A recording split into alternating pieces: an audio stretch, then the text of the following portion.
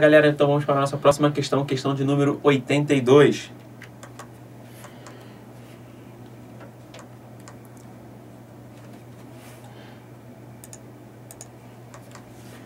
Onde diz assim: assinale V para verdadeiro e F para falso nos casos das queimaduras. Primeiro, expor as áreas queimadas retirando as roupas que não estejam aderidas. Segundo, retirar objetos como anéis, alianças, brincos, pulseiras, relógios, carteiras, cinto, desde que não estejam aderidos à pele. Próximo, considerar extensão, agente causal e profundidade das lesões durante a avaliação da vítima. E aplicar as pomadas e pastas destinadas às queimaduras o mais rápido possível. Então, galera, nós já comentamos, né, sobre essas questões de queimaduras, o que devemos fazer, o que não devemos fazer. Questões anteriores aí nós vimos, né, em relação à porcentagem, que a gente utiliza lá a regra dos 9. Vimos também a respeito do grau, né, primeiro, segundo e terceiro grau, bisuzinho do Flictena ou bolha, né, extravasamento de líquidos, beleza? Agora vamos para os tratamentos ali, né, um dos tratamentos que a gente vai ter com essa vítima, né? Então vamos voltar para os slides lá e marcar junto essas alternativas. Então tá lá, primeiro, expor as áreas queimadas, retirando as roupas que não estejam aderidas. E aí, o que vocês marcariam? Isso, correto, verdadeiro, né? Então, é verdadeiro a gente marcar, né? A gente retirar as roupas, tirar tudo que não esteja aderido ao paciente, beleza? Então, a primeira é verdadeira, tá? O segundo diz que... O segundo diz retirar objetos, retirar anéis, alianças, brincos, pulseiras, relógio, carteira, cinto, desde que não estejam aderidos. Também é verdadeiro, né? Vocês viram aí que a gente vai retirar tudo que tiver no paciente, desde que não esteja aderido, né, ao paciente. Desde que não esteja aderido à pele do paciente, nós vamos retirar. O que tiver aderido à pele do paciente, a gente mantém para ser retirado no centro cirúrgico, quando o médico for fazer o desbridamento, tá? Próximo, considerar extensão, agente causal e profundidade das lesões durante a avaliação da vítima. E aí, o que vocês marcariam?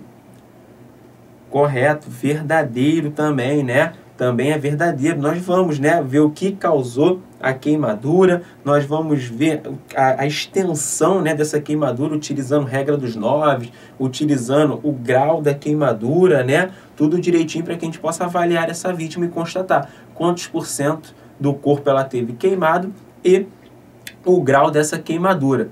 E a última aí, aplicar as pomadas e pastas destinadas a queimaduras o mais rápido possível. E aí, o que vocês marcariam? Falso, isso aí, é falso, tá, galera? A gente não vai aplicar nada na queimadura até a avaliação médica, tá? O médico que vai avaliar a queimadura e vai colocar, né, e vai fazer, né, no caso, a receita para que ele possa, aí sim, a gente administrar a medicação prescrita. Mas primeiro precisa da avaliação do médico. Então, nossa primeira questão aí ficou... Opa, foi mal, marquei errado, é a letra C, tá, galera? Letra C é a correta, tá? Então vamos marcar aqui para que não tenha dúvida. Primeira verdadeira, segunda verdadeira, terceira verdadeira e a quarta é falsa. Beleza, galera? Então, essa foi a nossa questão de número 82, tá? Vamos para a nossa próxima questão. Então, nossa próxima questão, questão de número 83, vamos lá. No atendimento de emergências clínicas sobre a indicação do infarto agudo do miocárdio na dor torácica, é incorreto afirmar que... Então, a gente sempre tem que ter atenção no incorreto aí, né, galera? Sempre quando aparecer o incorreto, não, a gente tem que ter atenção. Letra A. Presença de dor prolongada, localizada nas regiões subesternal, epigástrica, abdominal alta ou precordial, com irradiação para pescoço, ombro, mandíbula, braço e mão esquerda, é indicativo de IAM. Letra B. Características da dor. É uma dor opressiva, em aperto, contínua, com duração de 20 minutos a vários dias, podendo acompanhar-se de fenômenos vaginais como náuseas e vômitos, além de dispneia, sensação de morte iminente e ansiedade. Surge geralmente em repouso, durante o sono ou exercício leve e indicativo de IAM. Próximo, letra C. A hipoglicemia leve, com ECG sem alterações e a claudicação é indicativo de IAM. E letra D, o ECG com alteração sugestivas, história prévia de angina e/ou IAM ou uso de medicamentos antígenos é indicativo de IAM. Então, o que vocês marcariam aí como incorreta, galera, nessa alternativa sobre infarto agudo do miocárdio? Então, essa questão fala sobre infarto agudo do miocárdio, né, principais emergências médicas, como nós vamos identificar o paciente com infarto agudo do miocárdio, beleza? Então, a gente só tem que saber que infarto agudo do miocárdio e angina, tá, são coisas diferentes, apesar de ter sinais e sintomas parecidos, tá? Eles costumam ter sinais e sintomas parecidos, mas a gente consegue diferenciar, tá, a angina do IAM, beleza? Então, vamos voltar para os slides e tá lá.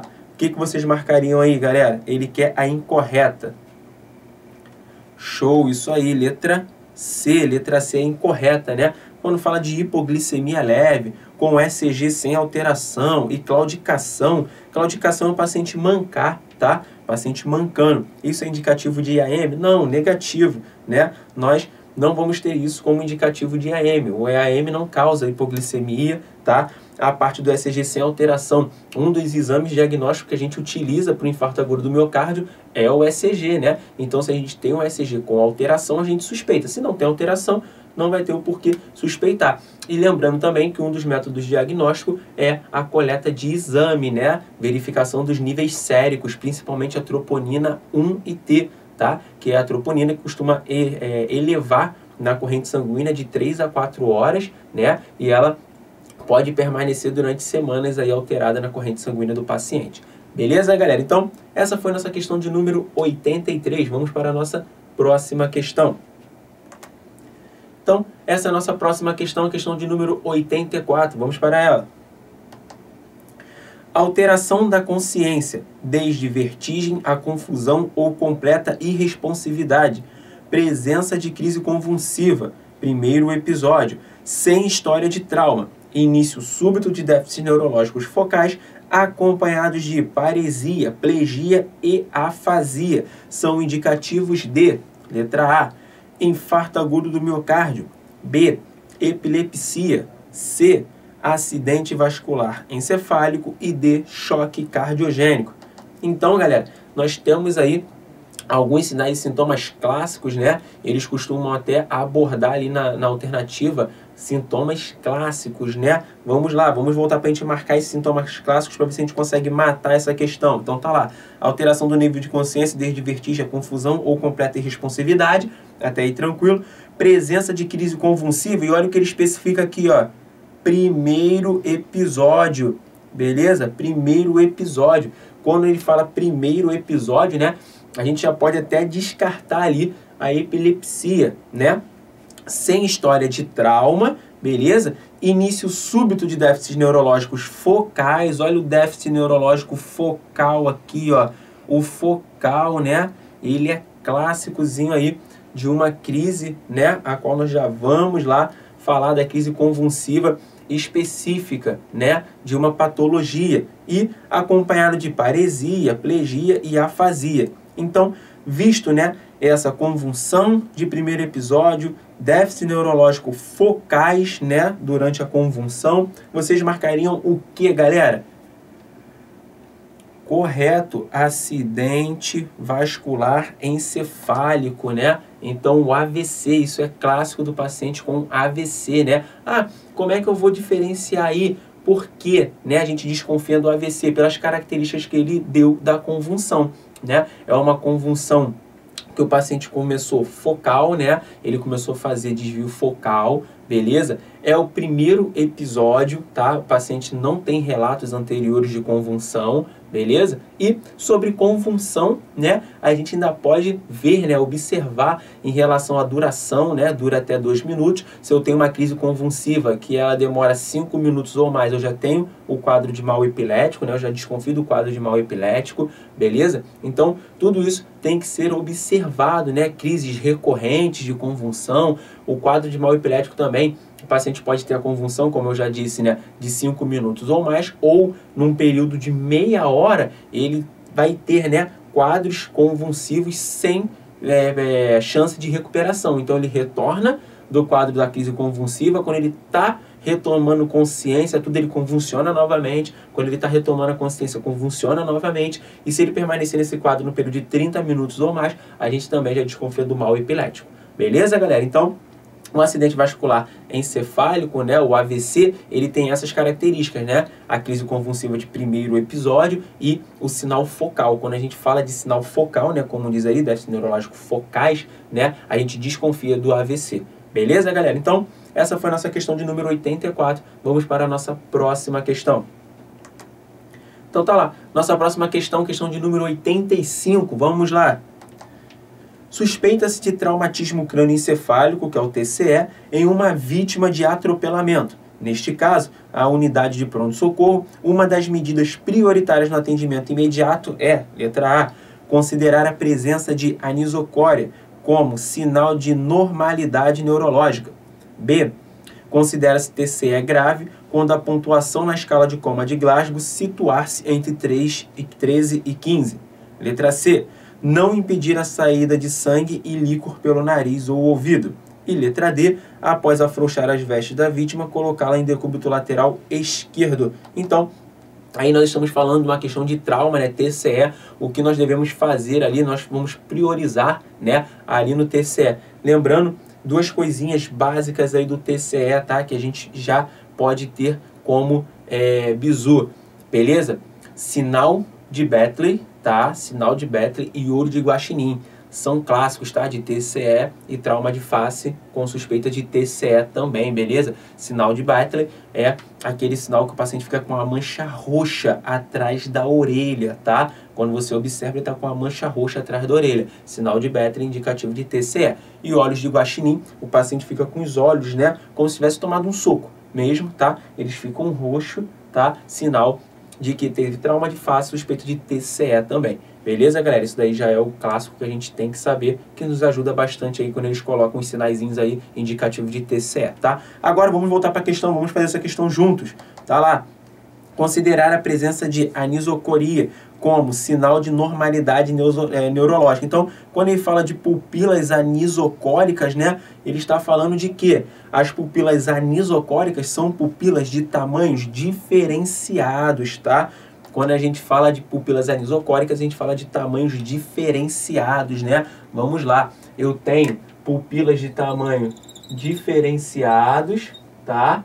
Eu tenho pupilas de tamanhos iguais, eu tenho pupilas dilatadas e eu tenho pupilas retraídas, tá? Então, quando eu tenho pupilas de tamanhos diferentes, eu falo de pupilas anisocóricas, tá? Quando eu falo de pupilas dilatadas, eu falo de midríase. E quando eu falo de pupilas retraídas, eu falo de miose, beleza? Esse é o bizuzinho aí das pupilas, tá? Pupila dilatada, midríase, pupilas retraídas, miose e pupilas de tamanhos diferentes, anisocóricas, beleza? Então, voltando aqui para os slides, né? Anisocóricas são pupilas de tamanho diferente, então normalidade está errado, tá? Na letra B, considera-se TCE grave, né? Quando a pontuação na escala de coma de Glasgow situar-se entre 13 e 15, negativo. TCE grave, eu tenho paciente de 3 a 8. 3 a 8 é o TCE grave, beleza? Indicativo de intubação já nesse paciente, tá? Na letra C, não impedir a saída de sangue e líquor pelo nariz ou ouvido. Correto, essa é a nossa alternativa. Por quê? Porque se eu impedir a saída de sangue ou líquor, eu posso ter o quê? Aumento da PIC, pressão intracraniana, tá? Então eu não posso impedir a saída, beleza? E na letra D, afrouxar as vestes da vítima e colocá-la em decúbito lateral esquerdo. Não, isso aqui a gente costuma utilizar, né, decúbito lateral esquerdo, principalmente em gestante, para descomprimir veia cava, né? No caso, se o paciente tiver, no caso que o paciente tiver tendo uma convulsão, até tudo bem, a gente vai lateralizar esse paciente, porém a gente tem que ter um cuidado muito grande em fazer a imobilização correta, né, colar cervical, tudo direitinho para poder movimentar esse paciente, beleza? Então, letra C, nossa alternativa correta. Essa foi a nossa questão de número 85. Vamos para a nossa próxima questão.